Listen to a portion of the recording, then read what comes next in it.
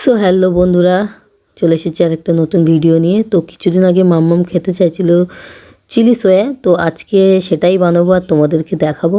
তো এই যে সয়াবিন কিছুটা নিয়েছি, তার মধ্যে দিয়ে দিলাম আদা বাটা আর জিরে গুঁড়ো, ধনে গুঁড়ো, দিয়ে দিলাম একটু শুকনো লঙ্কার গুঁড়ো, একটু নুন, এই সবগুলো দিয়ে ভালো করে ব্যাপারটাকে মাখিয়ে নিলাম। ঠিক আছে। আর এর মধ্যে দিয়েছিলাম একটু কর্নফ্লাওয়ার, ময়দাও দিয়েছিলাম যাতে ভাজাটা ভালো হয়, প্রপারলি যাতে চিলি চিকেনের যে স্বাদটা সেই স্বাদটাও যাতে পায়, তো তার কারণেই দিয়েছিলাম। ঠিক আছে।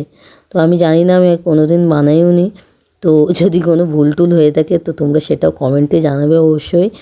ঠিক আছে। আর এই দেখো মাখিয়ে নিচ্ছি ভালো করে। আর এর মধ্যে আমি দেখেছি পেস্ট দেয়, বাট আমি শুকনো লঙ্কার গুঁড়োটাই দিয়ে দিয়েছি। ঠিক আছে। তারপরে এই যে সাদা তেলে একটু ভালো করে ভেজে নেব। তো ভাজা কমপ্লিট। তো তারপরে একটু ক্যাপসিকাম কেটে নিয়েছিলাম, যেহেতু নিরামিষ করছি পেঁয়াজটা দিলাম না তাই।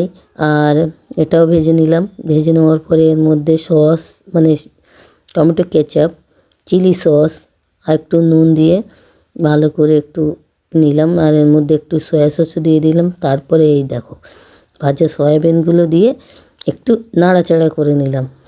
নেওয়ার পরে আর কি ওই বাঙালির সব কিছুতে জল ঢালা।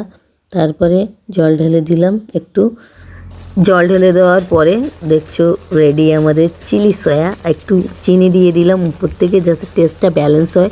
আর সত্যি রান্নাটা অসাধারণ লেগেছিলো, তোমরাও বাড়িতে বানিয়ে খাও, অসম্ভব অসাধারণ লাগবে। ঠিক আছে। নিরামিষভাবে রান্না করলেও দারুণ লাগে। তো তোমরা বানাও, আর ভিডিওটা ভালো লাগলে অবশ্যই লাইক কমেন্ট শেয়ার করে দিও। ঠিক আছে। দেখা করছি নতুন একটা ভিডিওয়।